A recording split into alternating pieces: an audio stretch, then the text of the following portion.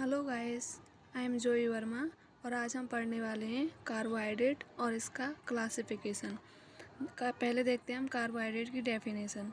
Carbohydrate वे कार्बनिक यौगिक होते हैं जो कार्बन, हाइड्रोजन और ऑक्सीजन से मिलकर के बने होते हैं। इनमें हाइड्रोजन और ऑक्सीजन का अनुपात 2:1 होता है। कार्बोहाइड्रेट्स 3 टाइप के होते हैं: मोनोसैकेराइड्स, ओलिगोसैकेराइड्स और पॉलीगोसैकेराइड्स। मोनोसैकेराइड्स सिंपल शुगर होती हैं।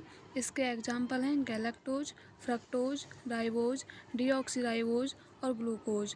ओलिगोसैकेराइड ये शॉर्ट चेन होती हैं।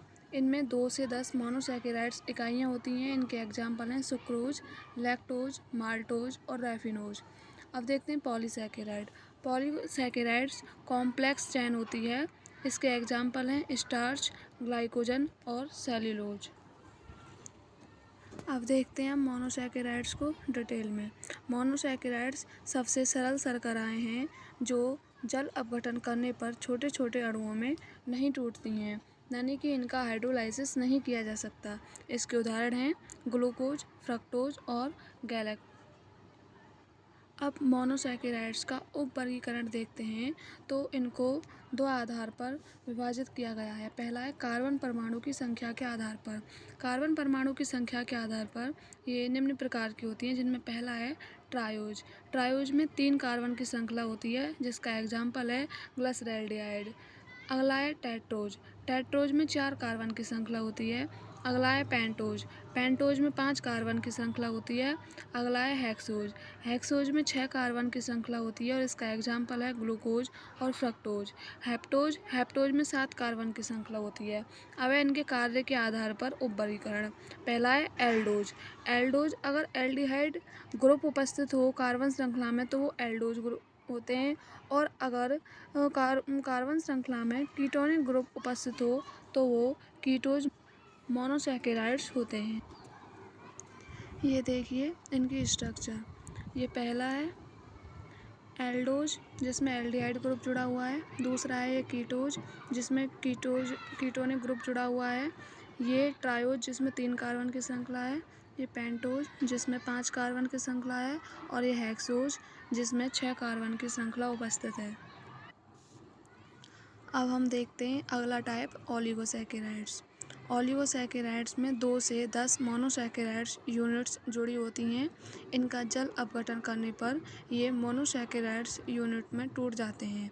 इनके टाइप्स हैं, पहला है डाइसैकेराइड्स जिसमें 2 मोनोसैकेराइड्स यूनिट होती हैं। इसके एग्जाम्पल हैं सुक्रोज जो ग्लूकोज और फ्रक्टोज से मिलकर बना होता है, लैक्टोज जो ग्लूकोज और गैलेक्टोज से मिलकर बना होता है, माल्टोज जो ग्लूकोज के 2 अणुओं से मिलकर के बना होता है।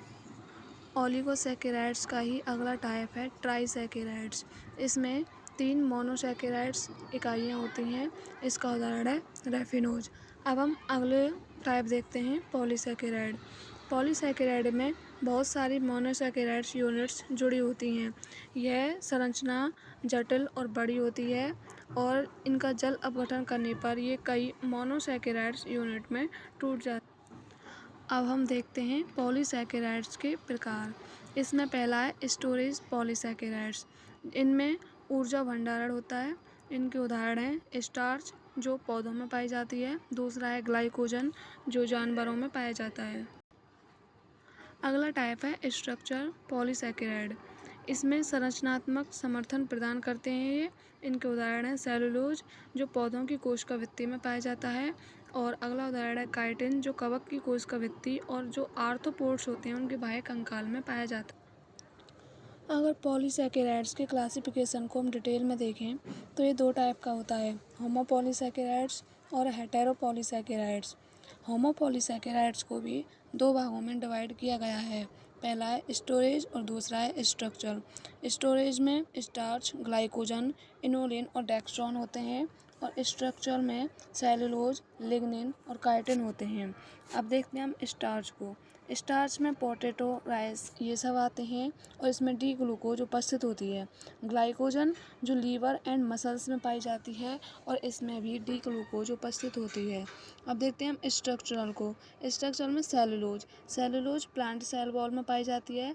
लिग्निन इन प्लांट बॉडी होती है। काइटिन ये फंगल सेल वॉल होती है और इंसेक्ट का एक्सोस्केलेटन होता है। अब देखते हैं हेटेरो पॉलीसैकेराइड्स को। ये दो टाइप के होते हैं, नॉन नाइट्रोजनस और नाइट्रोजनस।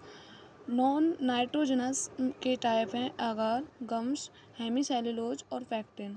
और नाइट्रोजनस के एग्जाम्पल हैं ग्लाइकोसेमिनोग्लाइकेन्स जो एनिमल सेल्स में पाया जाता है। एगार जो सीवीड्स में पाया जाता है। गम्स जो प्लांट सीड्स और वर्क में पाए जाते हैं। हेमीसेलुलोज जो प्लांट सेल वॉल में होता है और पैक्टिन्स जो प्लांट सेल वॉल और फ्रूट्स में पाए जाते हैं। चलिए अब हम एक बार कार्बोहाइड्रेट्स के क्लासिफिकेशन का पूरा रिव्यू देख लेते हैं। देखिए पहला है मोनोसैकेराइड्स जिसमें triose, tetrose, pentose, hexose, heptose होते हैं।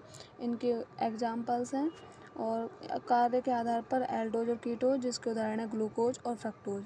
अगला है ओलिगोसैकेराइड जिसमें 2 से 10 मोनोसैकेराइड्स यूनिट होती हैं। इसके टाइप हैं डाइसैकेराइड और ट्राइसैकेराइड।